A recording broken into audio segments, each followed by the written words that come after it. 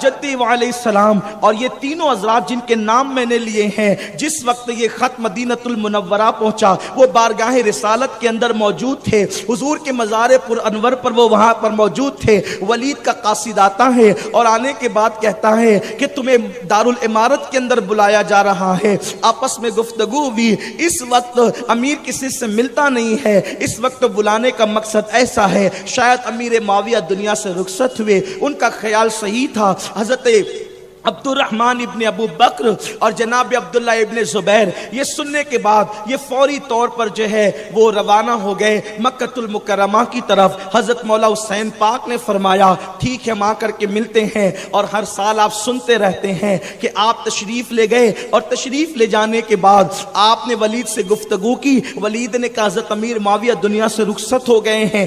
آپ نے انا للہ پڑھی، ان کے لیے مغفرت کی دعا کی، اور اس کے بعد فرمایا اب کیا بات ہے؟ کہا بیعت کریں یزید پر، یزید کے ہاتھ، یزید کے نام پر۔ امام پاک نے فرمایا مجھ جیسا آدمی اس طرح چھپ کر کے یزید کی بیعت کیسے کر سکتا ہے؟ اور اس کے بعد یزید کا فسق و فجور جو امام پاک جانتے تھے، جیسا کہ آپ ابن کثیر کے حوالے سے، ابن جریر طبری کے حوالے سے، مستدرک میں امام حاکم کی مستدرک کے حوالے سے، اور اسی طرح سے تفسیر مزری کے حوالے سے مجھ سے سن چکے ہیں کہ یزید شرابی تھا، یزید زانی تھا، یزید شراب کو حلال گردانے کی کوشش کرتا تھا، محرمات کے ساتھ نکاح کو اس نے جائز کرنے کی ناپاک کوشش کی تھی، بنو ہاشم سے اس کی دشمنی تھی، اللہ کے حبیب علیہ السلام کی وہ تکذیب کرتا تھا، حضور علیہ الصلوۃ والتسلیم کی نبوت کا اس نے انکار بھی کر دیا تھا۔ یہ بات میں نے کل آپ کو حوالے کے ساتھ تفسیر روح المعانی کے حوالے سے علامہ آلوسی کی تحریر آپ کو پڑھ کر کے سنائی تھی۔ امام پاک نے فرمایا ایسے شخص کے ہاتھ میں بیعت نہیں کر سکتا۔ اور اس کے بعد جب آپ اٹھنے لگے تو مروان بن حکم نے کہا کہ ان کو یہاں سے جانے نہیں دینا، ان سے بیعت لینا ورنہ ان کو قتل کر دو۔ امام پاک کھڑے ہو گئے اور فرمانے لگے تو مجھے قتل کرے گا یا یہ قتل کریں گے؟ یہ فرمانے کے بعد جو ہے آپ نے فرمایا کیا چاہتے ہو؟ تو ولید نے کہا مروان سے کہ تو کیسا انسان ہے کہ تو مجھے ابن رسول کو قتل کرنے کی بات کرتا ہے؟ اور پھر اس کے بعد معاملے کو رفع دفع کیا گیا۔ امام واپس پلٹ کر کے آئے۔ اب امام کی نگاہوں کے سامنے یہ چیز تھی کہ جس مقصد کے لیے نانا نے میری پرورش کی تھی، مجھے کبھی زبان چسائی، میرے لیے مجھے کندھوں پہ بٹھایا، میرے لیے سجدے طویل کیے، نماز کی حالت میں میرے لیے پیروں کے اندر فاصلہ پیدا کر کے مجھے کھیلنے کے لیے اپنے پیروں کو چوڑا کر دیا۔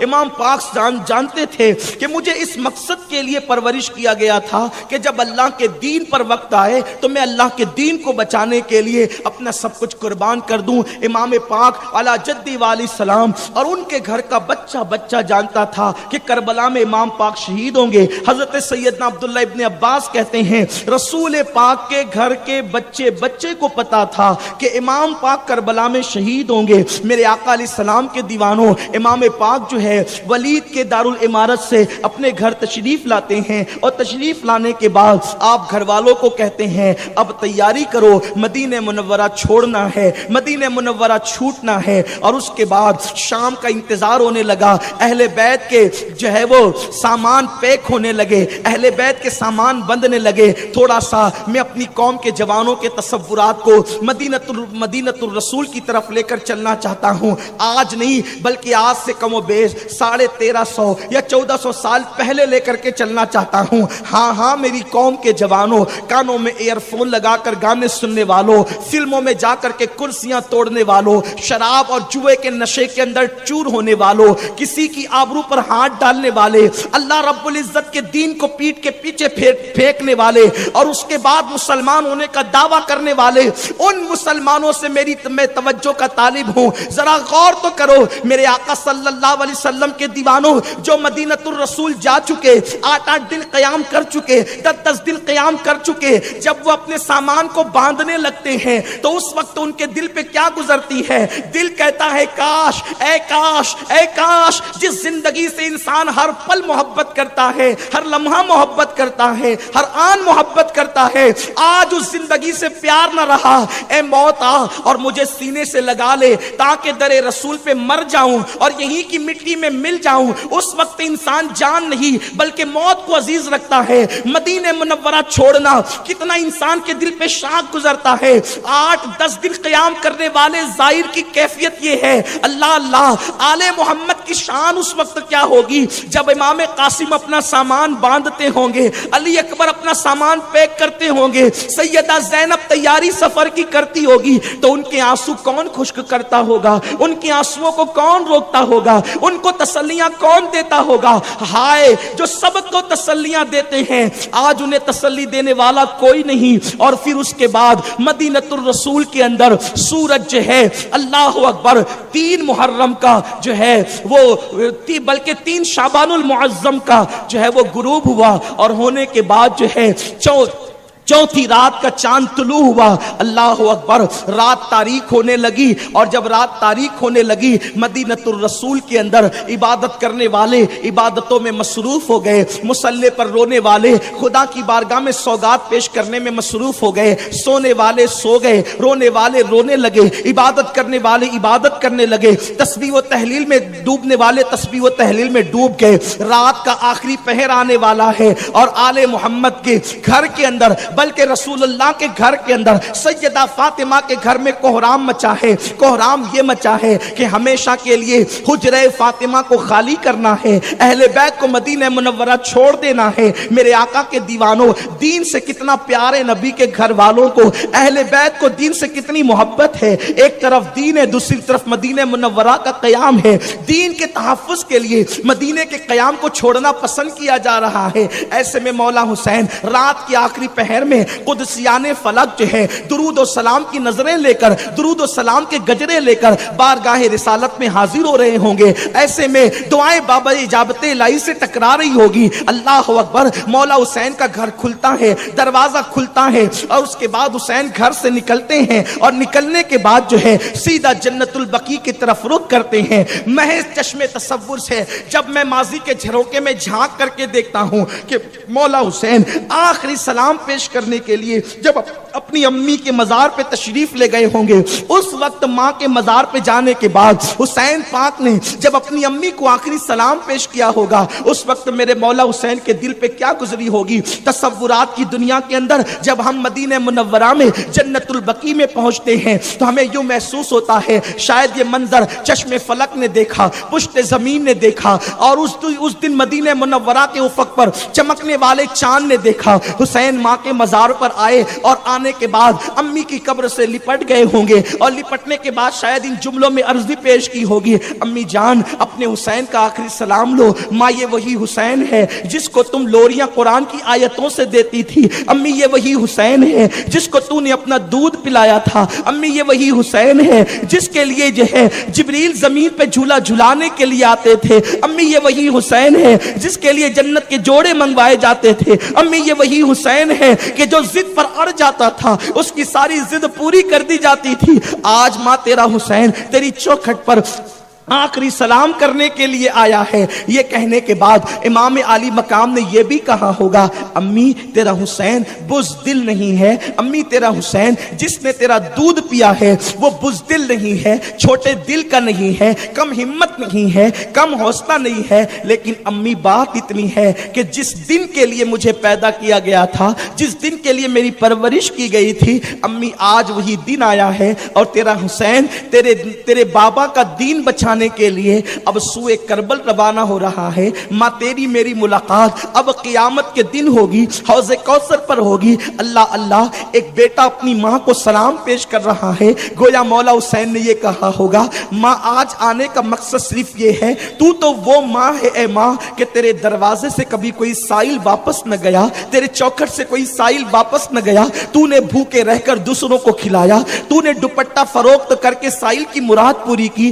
آج तेरा हुसैन तेरी चौखट पर साइल बन करके आया है। अम्मी अम्मी आज बस एक चीज मांगने आया हूं, तेरी चौखट पर मांगने के लिए लाखों साइल आते हैं, आते रहेंगे, लेकिन आज हुसैन तेरी चौखट पर सिर्फ साइल बन करके आज इसलिए आया है कि सब्र और रजा की भीख मांगना चाहता है। हाँ हाँ अम्मी, जब मासूम अली असगर के हलक पर तीर चले उस वक्त तेरा हुसैन जमीर का सौदा न करे। जब अली अकबर का 18 साल के बेटे का लाशा तेरा हुसैन उठाए उस वक्त तो तेरा हुसैन जमीर का सौदा न करे। हाँ हाँ अम्मी, जब कासिम के लाशे पर घोड़े दौड़े उस वक्त तेरा हुसैन जमीर का सौदा न करे। जब 3 दिन की भूखो प्यास हुसैन को बेचैन और बेकरार करे उस वक्त हुसैन जमीर का सौदा न करे। अम्मी उठो, दुआ करो और मेरे सर पे हाथ रखो, अपना पल्लू मेरे सर पे रखकर दुआ करो। गालिबन मेरे हुसैन ने, मेरे पाक इमाम ने अपनी माँ की बारगाह में फरियाद की होगी और माँ ने फिर न जाने किस शान से, वो माँ जिसकी चौखट से गैर खाली नहीं जाते, उसने बेटे को कैसे खाली लौटाया होगा। मैं तसव्वुर की चश्म से देखता हूँ तो मुझे जन्नतुल बकी में यूं महसूस होता है कि जब हुसैन ने आओ फुगा की होगी तो जमीने मदीने मुनव्वरा में बकी में आराम करने वाली हर कब्र पर लर्जा तारी हो गया होगा, रूहें दहल गई होगी। अल्लाह अकबर, आसमान को चक्कर आने लगे होंगे, जमीन की आंखों से भी आंसू बहने लगे होंगे और शायद कब्र फातिमा से यूं आवाज आई होगी, हुसैन सब्र से काम लेना हुसैन और इम्तिहान में कामयाब होना। मेरे बेटे, मैंने तुझे दूध इसीलिए पिलाया था कि जब नाना का दीन उजड़ने लगे तो तू अपना घर उजाड़ कर नाना के दीन को बचा लेना। जा हुसैन, उठ, इंतजार न कर, जल्दी जा मेरे बेटे और देख करबला में इम्तिहान देना, सब्र से काम लेना, जमीर का सौदा न करना। और सुन सुन मेरे बेटे, तू तन्हा करबला में नहीं रहेगा, मैं भी तेरा इम्तिहान देखने आऊंगी, तेरे बाबा अली भी इम्तिहान देखने आएंगे और तेरे नाना मोहम्मद अरबी भी तेरा इम्तिहान देखने आएंगे। बेटा इस्तिकामत का मुजाहरा करना, जमीर का सौदा न करना, अब देर न कर, जल्दी जा, वक्त तमाम हुआ चाहता है। पता नहीं माँ ने किस तरीके से जो है अपने बेटे को तसल्ली दी होगी और वो बेटा अपनी माँ के कब्र से लिपट लिपट कर रो रहा होगा। हुसैन माँ की कब्र से बमुश्किल अपना दामन हटाते हैं और भाई की कब्र से, हसन मुश्तबा की कब्र से लिपट जाते हैं। हसन पाक को क्या कहा, कितना कहा, कैसे कहा, अब मैं तो तस्वुरात की दुनिया में भी जो है नाकाम हुआ चाहता हूँ। और अल्लाह अल्लाह, मैं वो तस्वीर कैसे बयान करूं। एक भाई जब दूसरे भाई से इतना प्यार करता था, इतना प्यार करता था, इतना प्यार करता था कि बचपने में बात बंद हो गई तो कहा कि पहले आप बात शुरू करें ताकि मेरे भैया आप मुझसे पहले जन्नत में जाएं। क्या मिसाली मोहब्बत थी दोनों भाइयों की। लेकिन आज एक भाई की कब्र छोड़कर जा रहा था, मौला हसन पाक की कब्र को चूमा, वहां से निकले और नाना को आखिरी सलाम पेश करने के लिए हुसैन नाना के मज़ार पे तशरीफ़ ले गए।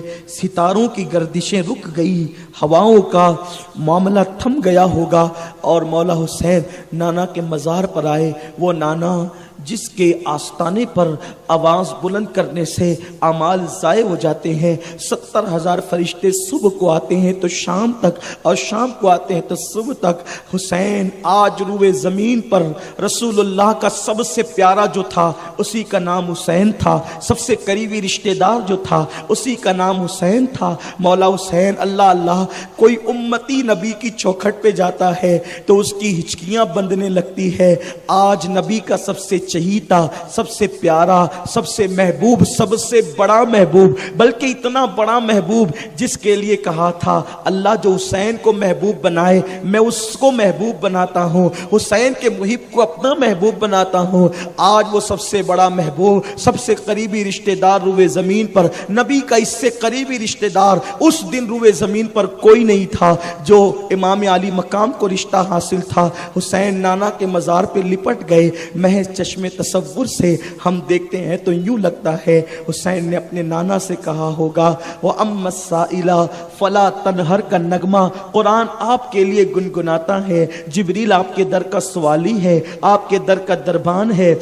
फरिश्ते आपकी चौखट से खैरात पाते हैं, अंबिया औलिया और सबको आपकी चौखट से मिलता है। नाना जान, आज आपका हुसैन आखिरी सलाम पेश करने के लिए आया है। नाना आप चुप क्यों हैं? नाना आप बोलते क्यों नहीं? नाना आप खामोश क्यों हैं? क्यों आप मुझसे बोलते नहीं? आप मुझसे कलाम क्यों नहीं करते? मेरे लिए तो सजदे तवील करते थे, मैं आ जाता था, खुतबा रोक कर मिंबर से नीचे उतरते थे। आज आप चुप क्यों हैं? आप बोलिए ना कुछ, आप खामोश क्यों हैं? आप बोलिए ना कुछ, अपने हुसैन को तसल्ली दीजिए, अपने हुसैन के सर पे तसल्ली का हाथ रखिए। गोया के हुसैन पाक, मैं तसव्वुर कर रहा हूँ कि अपने नाना से महवे गुफ्तगू है।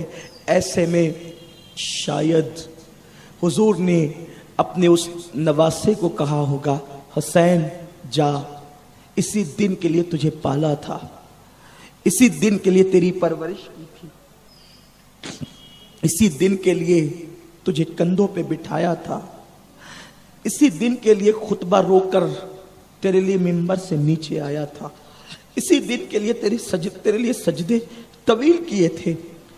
पता नहीं क्या क्या राज की बातें हुई, बोल भी नहीं सकता, जानते भी नहीं, जितना अपने बुजुर्गों से जाना वो बता भी नहीं सकते। हुसैन आखिरी सलाम अपने नाना को करके जैसे रुखसत होते हैं, कलेजा मुंह को आता है। तैबा से लौटना किसी आशिक से पूछिए, तैबा से लौटना किसी आशिक से पूछिए, ऐसा लगे कि रूह बदन से निकल गई।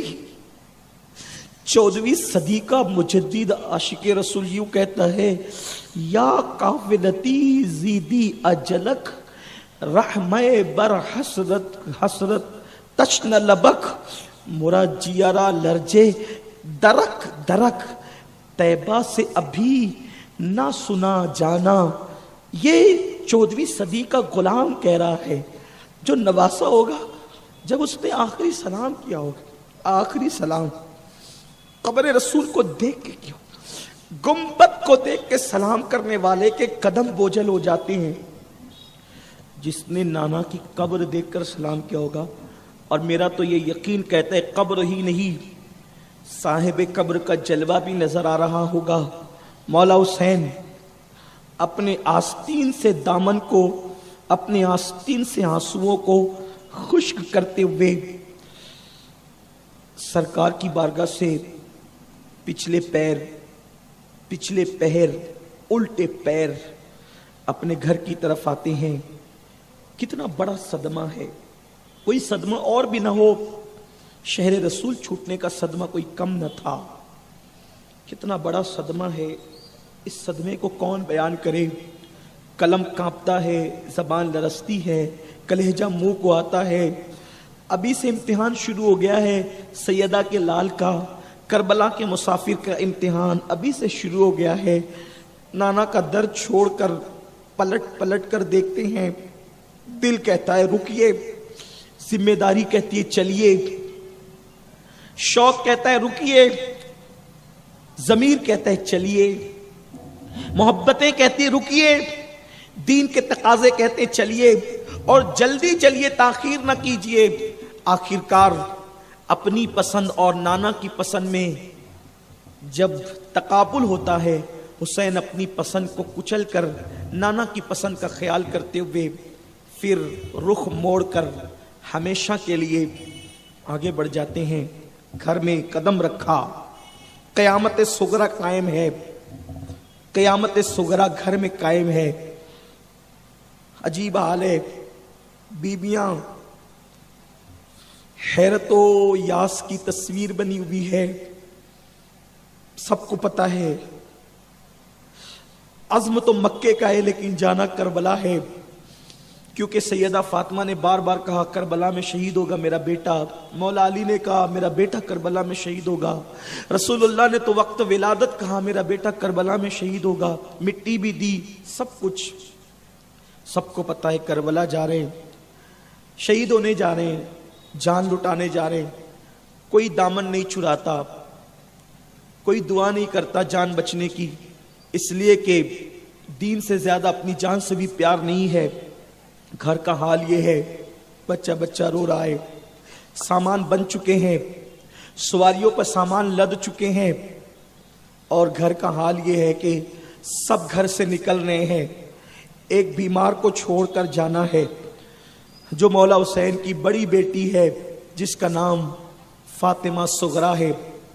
आखिर उस बच्ची का क्या कसूर था कि सबको ले गए, हत्ता के महीने 2 महीने के बच्चे को भी साथ लेकर जाया जा रहा है। सुगरा को क्यों छोड़ा जा रहा है?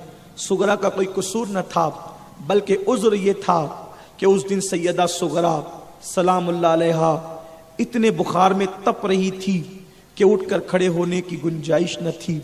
लेकिन सुगरा जाने वालों को कहती थी, आप लोग बदले बदले क्यों नजर आते हैं? आप लोग आज क्यों तब्दील नजर आते हैं? आप लोग आज कुछ बेमुरव्वती सा इजहार क्यों कर रहे हैं? क्या बात है? कहाँ जा रहे हो? मुझे बताओ। हम मक्का जा रहे हैं, मुझे ले चलो। नहीं, तुम बीमार हो, हम तुम्हें नहीं ले जा सकते। नहीं, मैं तुम्हारे बहुत काम आऊंगी। माँ को लिपटती है, कहती है मैं तुम्हारे बहुत काम आऊंगी। अगर तुम लोगों को यूं है कि खाने का कोई मसला होगा तो मैं खाना नहीं मांगूंगी, मैं बड़े काम करूंगी। असगर मुझसे बहुत मानूस है, मैं उसको खिलाऊंगी, मुझे पता है। तुम मक्के का कह के करबला जा रहे हो। लड़ाई के दरमियान जब असगर प्यास से रोएगा तो मैं उसको गोद में लेकर लोरिया दूंगी, खिलाऊंगी। मुझे ले चलो, मैं चलना चाहती हूँ। माँ तसल्ली देती है, भाई तसल्ली, बहन तुम अच्छी हो जाओ, मैं तुम्हें लेने आऊंगा। अली अकबर कहते बहन मैं तुम्हें जल्दी लेने आऊंगा, इंतजार करना। नहीं, तुम नहीं आओगे। नाना से सुनने वालों ने सुन करके मुझे बताया है कि जब हुसैन जाएगा तो फिर पलट कर नहीं आएगा। अली अकबर ने कहा, सुगरा हम आज करबला नहीं, हम मक्का मुकर्रमा जा रहे हैं। तुम्हारी तबीयत ठीक होगी? पूछो बाबा से, मैं तुम्हें लेने आऊंगा, मैं तुमसे वादा करता हूं, मैं तुम्हें लेने आऊंगा। ऐसे में ये मंजर इमाम हुसैन देखते हैं, दिल बैठा जाता है। करबला में जो होगा वो होगा, आज क्या हो रहा है घर में? कहते हैं कि बाहर के इम्तिहानात से निपटना बड़ा आसान होता है, घर के इम्तिहान से निपटना बड़ा मुश्किल होता है। हाय, दीन की असमतों को पामाल करने वाले जरा महसूस तो करें कि कितनी कुर्बानियां दी जा रही है। मौला हुसैन ये देखकर दिल बैठा जाता है। जैसे सबकी नजर इमाम पर पड़ी, इमाम ये सब मंजर देख रहे थे। बेटी लिपट गई बाबा से, बाबा मैंने जो मांगा आपने दिया, आज मैं आपके साथ चलना चाहती हूँ। नहीं बेटा, तुम बीमार हो। नहीं बाबा, मैं अच्छी हो गई हूं, देखो मैं खड़े हो सकती हूं, मैं चल सकती हूं, चल के बताऊं? सुगरा अपनी पूरी ताकत को इकट्ठा करती है और इकट्ठा करने के बाद खड़े होकर जैसे चलने की कोशिश करती है, जमीन पे गिर जाती है। बीमारी जीत जाती है, सुगरा हार जाती है, बेहोश हो गई सुगरा। सकीना ने कहा, बाबा मेरी बहन को होश में लाओ, आखिरी सलाम तो कर लूं, अपनी बहन से गुफ्तगू तो कर लूं। ऐसे में पानी के छींटे दिए गए, सुगरा होश में आई। मौला हुसैन ने कहा, बेटी तेरे साथ वादा है, तुम अच्छी हो जाओ, खत लिखना, मैं अली अकबर तुम्हारे भैया को भेजकर तुम्हें बुला लूंगा, फिर तुम हमारे साथ रहना, उस वक्त तक इंतजार करो, अपनी अम्मी से मिलो। अली असगर को करीब किया गया, पीछे हट गई, कहने लगी मेरा फूल जैसा भाई मेरे बुखार की गर्मी से मुरझा ना जाए। आखिरी मर्तबा भाई को देखा, छोटे से नन्हे से भाई, दीन के लिए कुर्बानी देने वालों की कुर्बानियां भी क्या है। आज तो लोग दीन बेचकर दौलतमंद बनते हैं, वहां जान बेचकर दीन बचाया जा रहा है, क्या कुर्बानी है। आखिरकार मौला हुसैन अपनी बेटी को कहते हैं, तुम उम्मुल मोमिनीन उम्मे सलमा के घर रहो, जैसे अच्छी होना खत लिखना, अच्छा बम चलते हैं। उसके बाद जैसे तैसे बेटी को मनाया, अपनी बेटी को उम्मुल मोमिनीन हज़रत उम्मे सलमा के सुपुर्द किया। ये उम्मुल मोमिनीन भी है और रिश्ते में अब चूँकि इमाम हुसैन की नानी होने की हैसियत से ये हज़रत सुगरा की भी नानी है। उम्मुल मोमिनीन उम्मे सलमा को सौंपा और उसके बाद सवारियों पर सवार हो गए और फज्र का वक्त तुलू होने से पहले 4 शाबान को अहले बैत का ये मुख्तसर सा काफिला, कौन कौन था इस काफिले में, उनके नाम इंशाल्लाह मैं कल पढ़ूंगा एटीटी के ग्राउंड में। इंशाल्लाह कल हमारा प्रोग्राम होगा, कल मैं पढ़ूंगा। ये मुख्तसर सा काफिला सूबे मक्का रवाना हो गया। धूल उड़ती गई, मस्जिद नबवी के मीनार ऐसा लगता है कि उचक उचक कर करबला के मुसाफिर को आखिरी मर्तबा देखना चाहते हैं। करबला वाले पलट पलट कर नाना के रोसे को देख रहे हैं और आंखों से आंसू जारी है।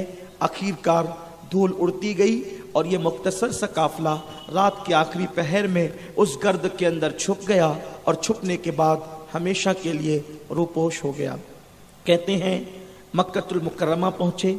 जब मक्का शरीफ पहुँचे, मक्के वालों ने इस्तकबाल किया और उसके बाद कहा, हुसैन आप यहाँ आए हैं, इत्मीनान से रहें, अपनी जान अपना माल हम सब कुछ आप पे निसार कर देंगे, आपको यहाँ से कहीं जाने की ज़रूरत नहीं है।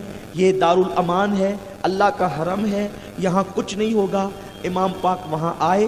कोफी लायूफियों को पता चला हुसैन बैत का इनकार कर चुके हैं, मदीना शरीफ छोड़ चुके हैं, मक्का शरीफ आ चुके हैं। मौला हुसैन को उन्होंने ख़त लिखना शुरू किया।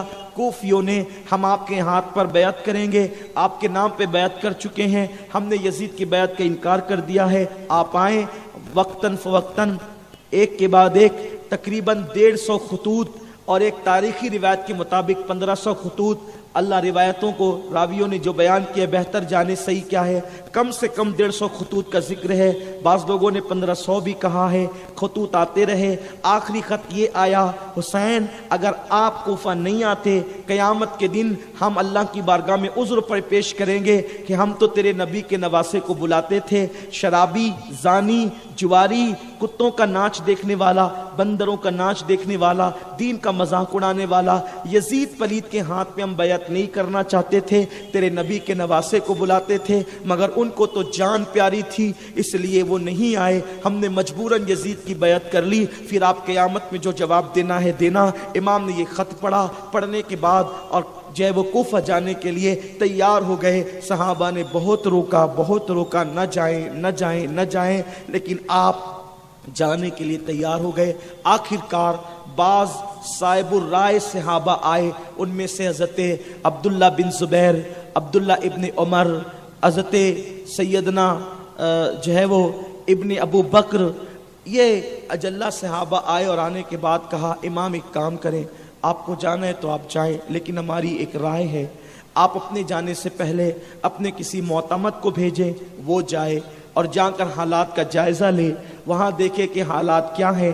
अगर हालात खुशगवार हों वो आपको ख़त लिखे, उसके बाद आप तशरीफ़ ले जाएं। इस वक्त रूए ज़मीन पर आपसे बेहतरीन कोई इंसान मौजूद नहीं, आपसे ज़्यादा कोई करीबी रसूलुल्लाह का मौजूद नहीं। आप हुजूर के हकीकी नवासे हैं, हुजूर ने आपको अपना बेटा कहा है, हुजूर आपसे बड़ी मोहब्बत करते थे, आप चले जाएंगे तो क्या होगा, इसलिए आप अपने किसी मोतमद को भेजे। इमाम को ये बात जो है पसंद आई। इमाम ने अपने चचाजाद भाई हज़रत सैयदना अकील के बेटे इमाम मुस्लिम रदी अल्लाह ताला अन्हु को भेजने का इरादा फरमाया। इमाम मुस्लिम को कहा आप जाएं, मक्कतुल मुकर्रमा से आपने कहा आप जाएं। आप निकलने लगे, सफ़र की तैयारी करने लगे। आपके 2 बेटे थे, एक का नाम मोहम्मद, एक का नाम इब्राहिम, एक 8 साल के थे, एक 6 साल के थे। दोनों बच्चों ने ज़िद किया, अब्बा जान हम भी चलेंगे। हज़रत इमाम मुस्लिम ने इमाम की इजाज़त से उनको साथ लिया और आप रवाना हो गए। जब आप कोफा तशरीफ़ ले गए, जैसे आपने कोफे में कदम रखा, تھا کوفے میں جو ہے وہ بنو امیہ کی طرف سے صحابی رسول حضرت نعمان بن بشیر رضی اللہ تبارک و تعالی عنہ جو ہے وہ کوفہ کے گورنر تھے. آپ نے زمین کوفہ پہ قدم رکھا, لوگوں نے استقبال کیا. 3 روایت ملتی ہے. حضرت امام مسلم جب پہنچے تو آپ حضرت مسلم ابن اوسجا کے گھر اترے, بعض کہتے ہیں مختار کے گھر اترے, بعض کہتے ہیں جناب ہانی کے گھر قیام کیا. بہرحال جو بھی ہے, روایت کربلا کی اتنی زیادہ ہے, بہت اس میں غور کرنے کے بعد آدمی جو ہے وہ یعنی کہ اس میں کچھ تطبیق کر پاتا ہے, اس کو جو ہے جوڑ پاتا ہے. لیکن میری طبیعت یہ ہے کہ جتنی روایتیں میں دیکھتا ہوں ہر سال الگ الگ روایتیں آپ کے سامنے پیش کر دیتا ہوں. آپ کا ذوق جس کی طرف رہنمائی کرے آپ اس کو قبول کر لیں, اس لیے روایات تاریخی ہیں. تو بہرحال امام مسلم رضی اللہ تعالیٰ عنہ جو ہے وہ حضرت مسلم ابن اوسجا یا جناب ہانی کے گھر آپ نے قیام فرمایا. اور جب آپ وہاں پر مقیم ہوئے تو ایک روایت کے مطابق 12,000 کوفی آپ کے ہاتھ میں مسلمان ہوئے. بعض لوگ کہتے ہیں 40,000 آپ کے ہاتھ پر 12,000 لوگوں نے بیعت کی امام حسین کے نام پر. حضرت امام مسلم کے ہاتھ پر 12,000 لوگوں نے بیعت کی.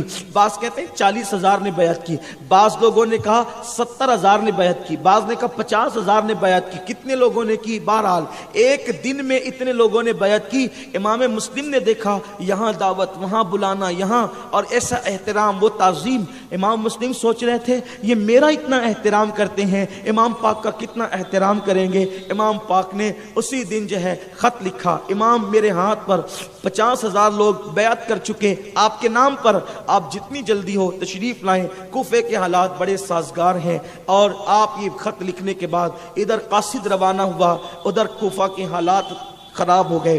حضرت نعمان بن بشیر جو ہے بہت نرمی سے کام لے رہے تھے, اس لیے کہ اہل بیت کا معاملہ تھا.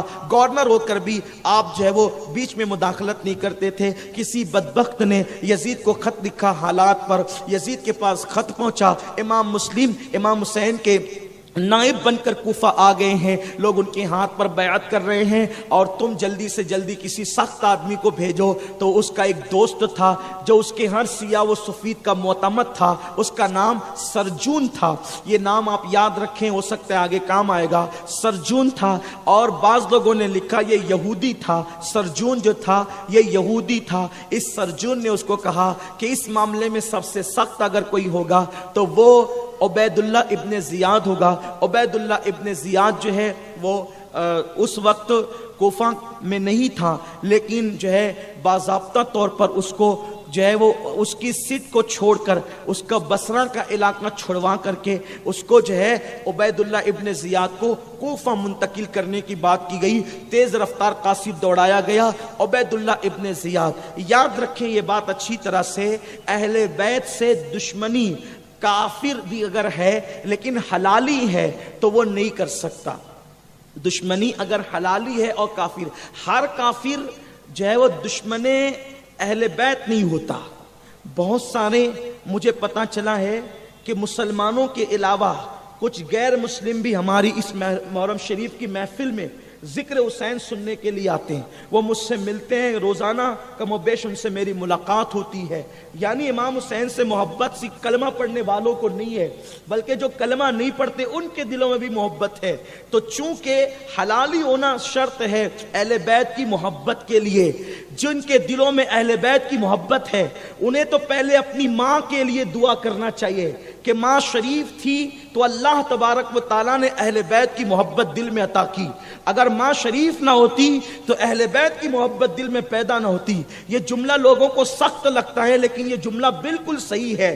یہ جملہ 2 اور +2 اور 4 جیسے ہوتا ہے ویسے بالکل صحیح ہے کہ اہل بیت کی محبت کے لیے خون کا شریف ہونا ضروری ہے. چونکہ اس کا خون حلالی نہیں تھا. سنیوں, مسلمانوں, اہل بیت سے محبت کرنے والوں, اگر کسی کا خون حلال نہ ہو وہ چاہ کر بھی اہل بیت سے محبت نہیں کر سکتا. اور جن کا خون حلالی ہو اللہ رب العزت پیدائشی طور پر ان کو اہل بیت کی محبت نصیب کرتا ہے. یہ جو آتے ہو نا روزانہ بیٹھتے ہو نا، ایک ایک چیز دل میں بساتے ہو، دل میں بٹھاتے ہو، سر آنکھوں پہ رکھتے ہو، یا حسین حق حسین، یا علی مولا علی، کہ یہ جو نعرے لگاتے ہو، شربت تقسیم کرتے ہو، قرآن خوانیاں کر رہے ہو، تمہارے گھروں میں جو ماحول بن رہا ہے اسلامی، یہ سب اہل بیت کی محبت کی خیرات ہے، اور انشاءاللہ صحابہ کی محبت کے ساتھ یہ سوگات آگے بڑھتی رہے گی، اور انشاءاللہ یہ ماحول آگے بڑھتا رہے گا۔ تو عبید اللہ ابن زیاد بانی فساد بدنہاد، وہ پلید ابن پلید، وہ فتین ابن فتین، وہ رزیل ابن رزیل، وہ ذلیل ابن ذلیل، وہ عبید اللہ ابن زیاد، اس کو سرجون کے کہنے پہ کوفہ بھیجا گیا، وہ چہرے پہ رومال ڈال کر، چہرہ چھپا کر جو ہے وہ داخل ہوا کوفہ کے اندر۔ جن کی عزتیں نہیں ہوتی وہ چہرے چھپا کر شام کے اندھیرے میں آتے ہیں شہروں کے اندر۔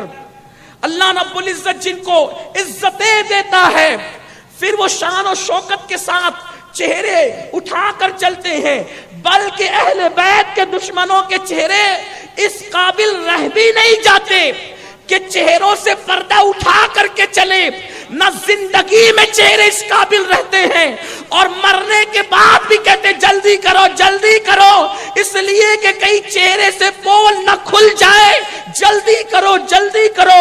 تو کفن میں بھی چہرے بتائے نہیں جاتے دشمنان اہل بیت کے، لیکن خدا کی عزت کی قسم جن کے دلوں میں اہل بیت کی محبت ہوتی ہے، اگر رنگ کالا ہے تو بھی چہرہ دنیا میں بھی چمکتا ہے، اور جنازے میں بھی چمکتا ہے، اور قبر میں بھی چمکتا ہے، اور میدان محشر میں اہل بیت سے محبت کرنے والے یوں پہچانے جائیں گے کہ ان کے چہرے 14ویں رات کے چاند کی طرح چمکتے ہوں گے۔ اس لیے کہ چمکنے والوں سے محبت کرو گے تو چمک ملے گی۔ توجہ کریں، چمکنے والوں سے، کسی خاندان کا ایک فرد چمکا، کسی کا 2 فرد چمکا، کسی کے 3 چمکے، کسی کے کچھ نہیں چمکے، یہ اہل بیت کی شان ہے کہ تیری نسل پاک میں ہے۔ سبحان اللہ سبحان اللہ۔ کوئی چمکتا ہے پڑھ کر، کوئی چمکتا ہے دولت مند بن کر، کوئی چمکتا ہے اقتدار کی کرسی پہ آ کے، کوئی چمکتا پھر چند دن کے لیے چمکتے ہیں، لیکن اہل بیت کی شان یہ ہے کہ پیدا ہوتے ہیں تو چمکتے دمکتے پیدا ہوتے، تیری نسل پاک میں ہے، بچہ بچہ نور کا، تو ہے عین نور، تیرا سب گھرانہ نور کا، اور جو بھی چمکتے انہی کے صدقے میں چمکتے ہیں۔ بہرحال بات دور نہ نکلے، اللہ اکبر، یہ چہرے پہ رومال ڈال کر آیا، لوگ سمجھے امام حسین آ گئے، مرحبا یا ابن رسول، مرحبا یا ابن رسول، مرحبا یا ابن رسول، دیکھتا تھا کنکھیوں سے اور جلتے جاتا تھا کہ دیکھو حکومت اپنی ہے، سروں پہ حکومت اپنی ہے، دل پہ حکومت اہل بیت کی ہے۔ ہر دور میں سروں پہ حکومت کسی کی بھی رہی ہو، دل پہ حکومت اہل بیت کی رہی ہے، اور قیامت تک دلوں پر حکومت اہل بیت کی رہے گی۔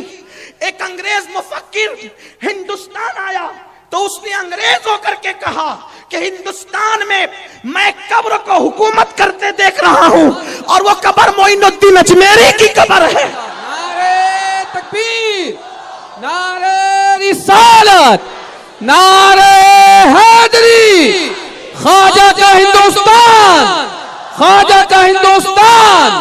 سبحان اللہ۔ اہل بیت سے کتنی بھی دور کرنے کی کوشش کی جائے، جیسے لوہے کو مقناطیس سے الگ نہیں کیا جا سکتا، جیسے ہرن سے مشک کو جدا نہیں کیا جا سکتا، جیسے سورج سے جو ہے وہ کرنوں کو جدا نہیں کیا جا سکتا، ویسے مومنوں کو اہل بیت سے جدا نہیں کیا جا سکتا۔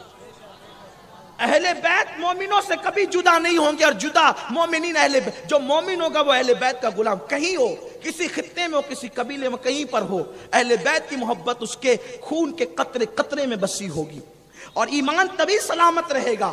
تو وہ آیا، دیکھتا تھا، جلتا جاتا تھا، لیکن جب وہ دارالعمارت کی طرف گیا تو اس نے لوگوں نے کہا بھئی اگر امام حسین ہوتے تو ان کو تو وہاں ہونا چاہیے جہاں پر حضرت امام مسلم کا قیام ہے، تو یہ دارالعمارت میں کیوں جاتے ہیں؟ تو پتہ چلا پھر کسی نے زور سے کہا بھائی یہ ابن رسول نہیں ہے، یہ تو ابن مرجانہ ہے، یہ زانیہ کا بیٹا ہے، یہ کون ہے، اس کے پیچھے کہاں جاتے ہو؟ پورا مجمع چھٹ گیا، اندر گیا، جلا بنا تھا۔ حضرت نعمان بن بشیر صحابی رسول کو اس نے معزول کیا اور معزول کر کے خود بیٹھا، اور اس کے بعد اس نے جو ہے وہ آنے کے بعد خطبہ دیا منبر پہ چڑھ کے کہ جس نے مسلم کو اپنے گھر میں پناہ دی ہوگی ہم اسے قتل کریں گے، اس کا یہ کریں گے، اس کا وہ کریں گے، خوب دھمکیاں دی۔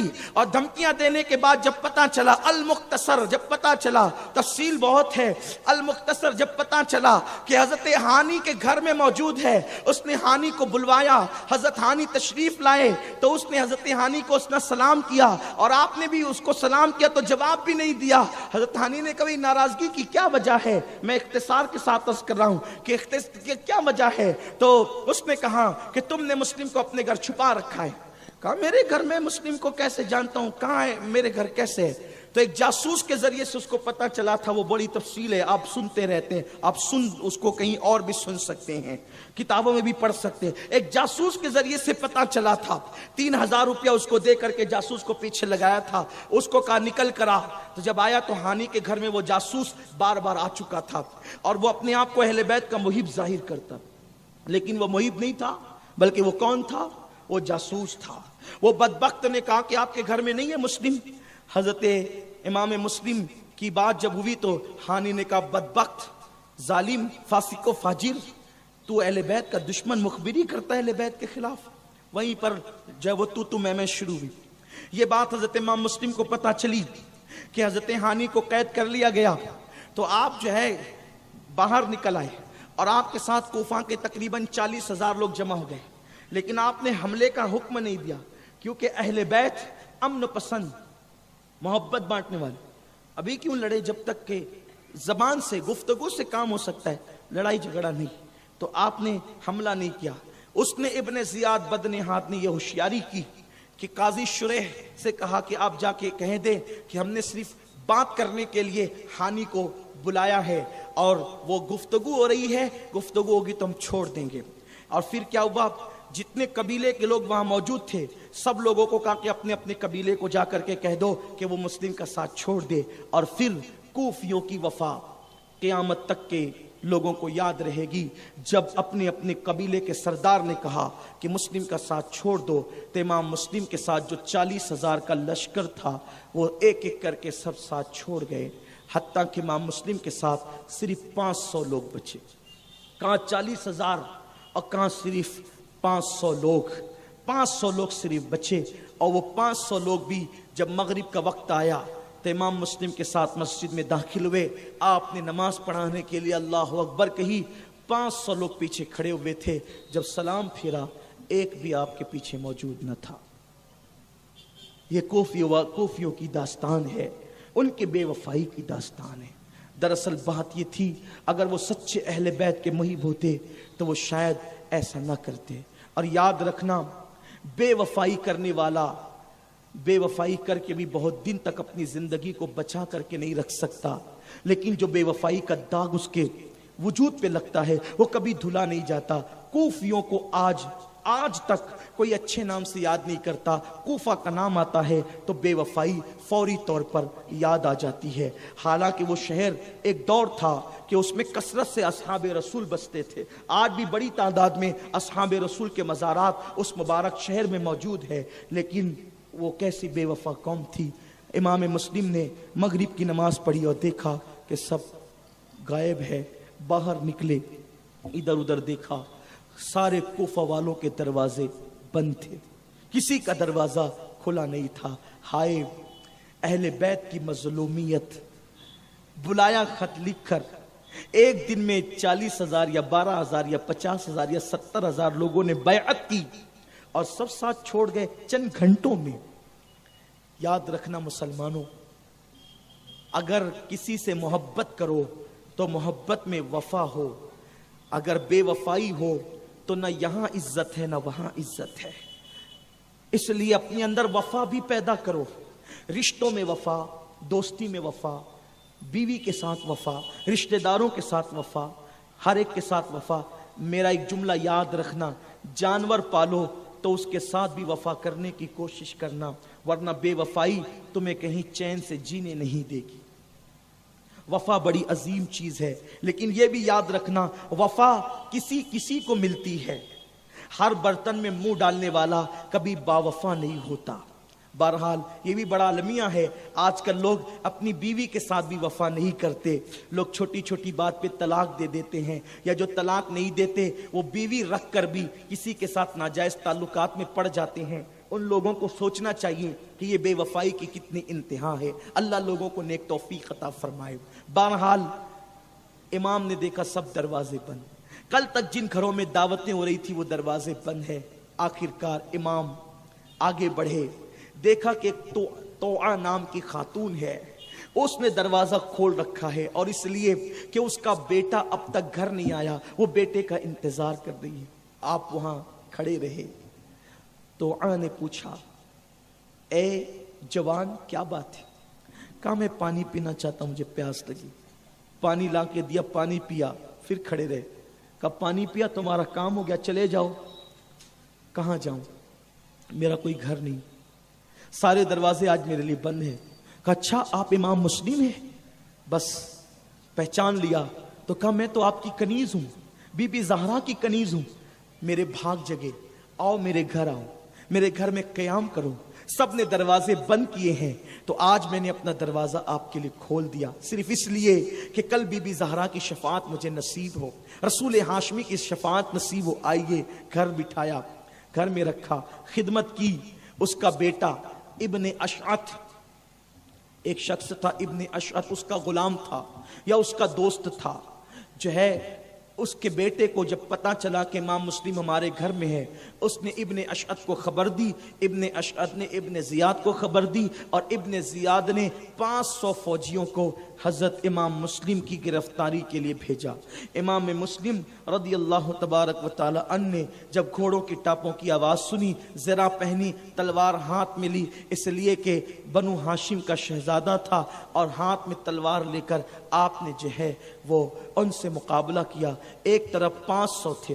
ये कोई कहानी नहीं, किस्सा नहीं, ये कोई नाविल निगारी नहीं, ये कोई अदीब की जो है वो तहरीरी खिदमात नहीं, ये तारीख है। तारीख इब्ने जरीर को देखें, इब्ने खलदून को देखें, इब्ने मुखन्नफ को देखें, इस तरीके से इब्ने कसीर को देखें, और भी बल्कि खुद हज़रत सदुल फाजिल को देखें, फ़कीह मिल्लत को देखें, साहिब आईने क़यामत को देखें। इन लोगों ने अल्फाज की तब्दीली के साथ कमो बेश यही मजमून लिखा है कि 500 का मुकाबला तन्हा इमाम मुस्लिम ने किया और खूब लड़े, हत्ता कि उनके छिक्के छुड़ा दिए। जब उन्होंने देखा कि कोई कब्जे में वो नहीं आते, तो ऊपर से आग फेंकना शुरू किया और आप पे पत्थर बरसाने शुरू किए। अब पत्थर 500 लोग थे, बहुत से कट चुके थे, जो बचे थे चले 200-400 कटे हों तो 100 बचे, 150 बचे, एक बंदे पे वो पत्थर फेंक रहे हों, तो आखिरकार इंसान तो इंसान है। आप जख्मी हो गए और बैठ गए। तो इब्ने अशअत ने सोचा कि इनको इस तरीके से जेर करना आसान नहीं। उसने कहा देखें, आप इब्ने ज़ियाद के पास चलें, बात करें, गुफ्तगू करें, कुछ मसला हल होगा, मैं आपको अमान देता हूं। उस दौर में अगर किसी को अमान देते थे तो उसके साथ बेवफाई नहीं करते थे। हज़रत इमाम मुस्लिम थक चुके थे, दांत कट चुके थे, होठ कट चुका था, पूरा जिस्म लहू लहान था, वजूद हाँप रहा था। आपको एक खच्चर पे बिठा दिया गया, आपने अमान पर एतमाद किया और जैसे ही आप आगे बढ़े, आपकी कमर से तलवार निकाल ली गई। हज़रत इमाम मुस्लिम ने इन्ना लिल्लाहि व इन्ना इलैहि राजिऊन पढ़ी। कहा कि ये तुम्हारी पहली बेवफाई है कि तुमने मेरा हथियार छीन लिया। अंदर गए तो इब्ने ज़ियाद तख्त पे बैठा था। इमाम मुस्लिम ने उसको सलाम नहीं किया। उसने कहा क्यों सलाम नहीं किया? फरमाया जो मेरे कत्ल के दर पे हो, मैं सलाम कैसे कर सकता हूँ? फासिक को, शराबी को और शबी की तायीद करने वाले को, दीन के ढाने वाले की तायीद करने वाले को मैं सलाम कैसे कर सकता हूँ? उसने बहुत सारी बातें की जिसके तस्करे के लिए यहाँ वक्त नहीं है। उसने बहुत सारी बातें की। आखिर में उसने कहा आपकी जान बच सकती है, शर्त है कि आप हुसैन पर, उनके बाबा पे लानत करें। हजरत इमाम मुस्लिम ने कहा लानत तुझ पर और तेरे बाप पर, तेरे बाप पर जो जिना की पैदावार है, और मैं आले नबी पे लानत करूंगा जिन पर नमाज में दुरूद पढ़ा जाता हो, रसूलुल्लाह से पूछा गया, या रसूल अल्लाह, आप पर कुरान की आयत नाजिल हुई है, इन्नल्लाह व मलाइकतहु युसल्लूना अलन नबी, ये आयत दुरूद आप पे नाजिल हुई है। बल्कि जिस दिन आयत दुरूद नाजिल हुई उस दिन मदीने मुनव्वरा का समा क्या था?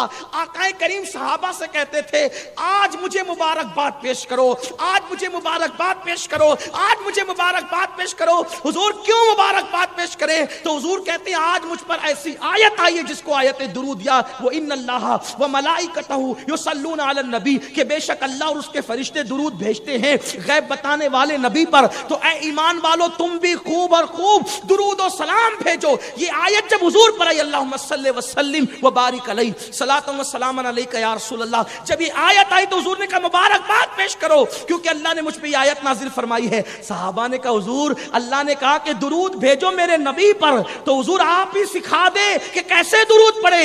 आका ने फरमाया, आधा अधूरा दुरूद नहीं पढ़ना, जब भी दुरूद पढ़ना तो मुझ पर पढ़ना और मेरे साथ मेरी अहले बैत पर भी दुरूद पढ़ना। अहले बैत के सिवा आधा अधूरा दुरूद नहीं पढ़ना। हुजूर ने खुद सिखाया, यूं कहो, अल्लाहुम्मा सल्ली अला सय्यदिना मुहम्मद वाला आले सय्यदिना मुहम्मद, कि अल्लाह नबी और आले नबी पे दुरूद भेजे। तो कहा, जिन पर दुरूद खुदा भेजे, जिन पे दुरूद भेजने का हुक्म हुजूर दे, उन पे लानत कैसे कर सकता हूं? बड़ी गहमा गहमी हुई। आखिरकार उस बदबख्त ने कहा, ले जाओ इसको और कूफा के दारुल इमारत पर ले जाकर उसको कत्ल कर दो। हजरत इमाम मुस्लिम ये सुनकर फूट फूट कर रोने लगे, फूट फूट कर रोने लगे। जब आप फूट फूट के रोने लगे तो इब्ने जियाद ने हंस के कहा, मौत को देखकर रो रहा है? आपने फरमाया, अल्लाह की इज्जत की कसम, मौत को देखकर नहीं रो रहा हूं। इन कोफियों ने मुझ पे, मेरे हाथ पे बैत की थी, मैंने हुसैन को खत लिख दिया कि आप तशरीफ ले आए, हालात बड़े अच्छे हैं, मेरी जान तो जानी है, हुसैन की जान को सोचकर रोता हूँ, हुसैन के बच्चों को सोच के रोता हूँ। वो मेरा खत जब पढ़ेंगे तो जरूर आ जाएंगे, और आ जाएंगे, ये तो बेवफाई कर चुके हैं। मैं हुसैन को याद करके रो रहा हूँ, नवासे रसूल को याद करके रो रहा हूँ। ऊपर गए, ऊपर जाने के बाद कहा, 2 रकत नमाज पढ़ लेने दो, हमारे खानदान को नमाज से बड़ा प्यार है। सुनियो, देखो ये अहले बैत का किरदार है। कहा, 2 रकत नमाज पढ़ लेने दो, हमारे खानदान को नमाज से बड़ी मोहब्बत है। मौला अली ने कहा, अगर मुझे जन्नत और नमाज का इख्तियार हो तो मैं नमाज को इख्तियार करूं, क्योंकि जन्नत में मेरी खुशी, नमाज में मेरे मौला की खुशी है। वो कहा, 2 रकत पढ़ने दो। उन्होंने कहा, हम तुम्हें 2 रकत भी पढ़ने नहीं देंगे। हजरत इमाम मुस्लिम ने दुरूद और सलाम पढ़ा, इस्तिगफार की, और दुरूद पढ़ रहे थे। उसी हालत में जल्लाद की तलवार उठी और इमाम मुस्लिम का सर तन से जुदा कर दिया गया। इधर सर तन से जुदा हुआ, इन्ना लिल्लाहि व इन्ना इलैहि राजिऊन, और उधर कूफा के दारुल इमारत से इमाम मुस्लिम के जिस्म को नीचे फेंक दिया गया, हड्डियां चकनाचूर हो गई। और उसके बाद इमाम मुस्लिम के बाद हानी को भी शहीद कर दिया गया। हानी की शहादत के बाद दोनों लाशों को जो है वो कूफा के बाजार में फिराया गया और कहा गया, जो हुसैन के हिमायतियों की मदद करेगा उसका अंजाम यही होगा। ऐसी हालत में सूरज कूफा ने, कूफा के सूरज ने शर्म से अपना चेहरा छुपा लिया, और उसके बाद सूरज डूब गया, और वो खून आशाम, कूफा की शाम जो है वो गोया के फुरात से तुलू हुई। और वो शाम इतनी दर्दनाक थी, इतनी दर्दनाक थी कि हर तरफ जो है वो बदबख्त कूफियों की बदअहदी और बेवफाई के चर्चे गोया के आलम बाला में भी रहे होंगे, ज़मीन के ज़र्रे ज़र्रे में रहे होंगे। ऐसे में अभी यही कुछ हो रहा था कि एक बदतरीन आवाज़ इब्ने ज़ियाद बदनेहात की गूंजी कि मुस्लिम के साथ उसके 2 बेटे भी थे, जिसने उनको पनाह दे रखी है, जल्दी से ला के हमारे पास जमा करा दो, वरना हम उसका बदतरीन अंजाम करेंगे और उसको भी कत्ल करेंगे। ये आवाज़ गूंजनी थी कि पूरे कूफा में हलचल मच गई। और उसके बाद क्या हुआ, इंशाअल्लाह ये खूनी दास्तान कल आप ATT के ग्राउंड में समाअत करेंगे। अल्लाह आपके आंसुओं को कबूल करे, अल्लाह आपके आंसुओं को कबूल करे। बीबी ज़हरा के बच्चों पर रोने वालों, अल्लाह तुम्हें दुनिया और आखिरत में रोने से महफूज रखे। बच्चों बैठो, कल से बच्चों को आगे बैठने न दिया जाए। मैं चाहता था कि ये बच्चे आगे बैठे, कि ये कौम का मुस्तकबिल है, लेकिन ये हर साल गड़बड़ करते हैं, तो अब इन पर पाबंदी लग जाएगी। अगर ये कल भी नहीं सुधरे तो इन पर पाबंदी लग जाएगी। کل کا آخری موقع ان کو آگے بیٹھنے کا. بی بی زہرا کے بچوں پہ رونے والوں، اللہ تمہیں دنیا اور آخرت پہ رونے سے بچائے.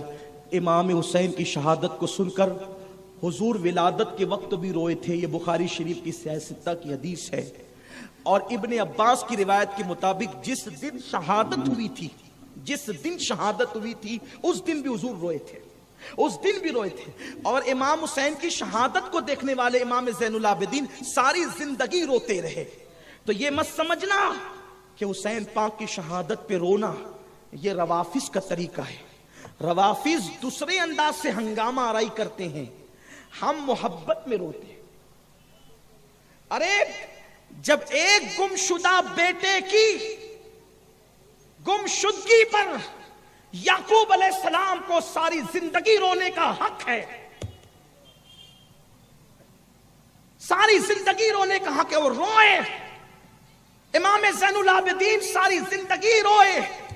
محبت حسین میں اگر تم رو رہے ہو تو یاد رکھنا ہم ماتم نہیں کرتے، لیکن ہم محبت میں آنسو بہاتے اور بہائیں گے. رونے تو اس قوم کو محبت حسین میں، کیونکہ انہیں یہاں نہیں رونے دو گے تو یہ قوم ہیرو ہیروئن کے جدائی کے مناظر دیکھ کر رو رہی ہے. جو قوم ہیرو ہیروئن کے جدائی کے مناظر دیکھ کر رو رہی ہے، اگر ہم اس قوم پہ پابندی لگا دے کہ محبت حسین میں بھی نہ روئیں تو پھر ان کے آنسو کہاں جائیں گے. اور یاد رکھنا ماتمی بن کر ہنگامہ آرائی کرنا یہ اہل سنت کا مسلک نہیں ہے، لیکن محبت میں تو پابندی بھی نہیں ہے. حضرت ابراہیم کے وصال پہ حضور کی آنکھوں میں آنسو تھے. صحابہ نے کہا حضور آپ بھی رو رہے ہیں. آقا فرماتے ہیں آؤ فغاں کرنا، چیخنا چلانا یہ منع ہے، لیکن آنکھوں میں آنسو کا آ جانا خاموشی طور پر یہ محبت ہے، یہ محبت کی وجہ سے ہے. اور پھر یہ محبت کی وجہ سے آنسو ہے تو ہمارا اختیار نہیں روکنے کا. اور پھر خدا کی عزت کی قسم، جس کی محبت عین اسلام اور عین ایمان ہے، رسول اللہ فرماتے ہیں جو علی، فاطمہ، حسن، حسین اور مجھ سے محبت کریں گے، جس درجے میں میں محمد رہوں گا اسی درجے میں وہ داخل کیے جائیں گے. یہ اور بات ہے، اس درجے میں جائیں گے تو بحیثیت غلام جائیں گے. یا سمجھانے کے لیے کہوں، دیکھو تخت پر جوتیاں نہیں جاتی، تخت پر توجہ، تخت پر جوتیاں نہیں جاتی، تخت پر جوتیاں نہیں جاتی. لیکن اگر جوتی بادشاہ پہن لے تو پھر وہ بھی تخت پہ جایا کرتی ہے، اس لیے کہ اب وہ جوتی نہیں ہے صرف، بلکہ بادشاہ کی جوتی ہے. تخت پر جوتیاں نہیں جاتی، مگر جو بادشاہ کے پیر میں جاتی ہے وہ تخت تک جاتی ہے. جب بادشاہ کی جوتیاں اس کے توسط سے تخت تک جا سکتی ہے تو محمد الرسول اللہ اور اہل بیت کے غلام اگر ان کے درجے میں غلام بن کر جائے تو پھر اس پر پابندی کون لگا سکتا؟ نبی مختار کل ہیں، جس کو جو چاہے عطا کر دے. اس لیے روزوں کا اہتمام کرنا، شربت کا اہتمام کرنا. لگے کہ مولا حسین کے دن ہے، لگے کہ تاجدار کربلا کے دن ہے. ارے آج کوئی کسی کے لیے کچھ نہیں کرتا، جس نے دین کے لیے سب کچھ لٹایا ہے کیا اس کی یاد بھی ہم نہیں منا سکتے؟ اور سوچو تو صحیح، انہوں نے خون دیا، ہم شربت نہیں پلا سکتے.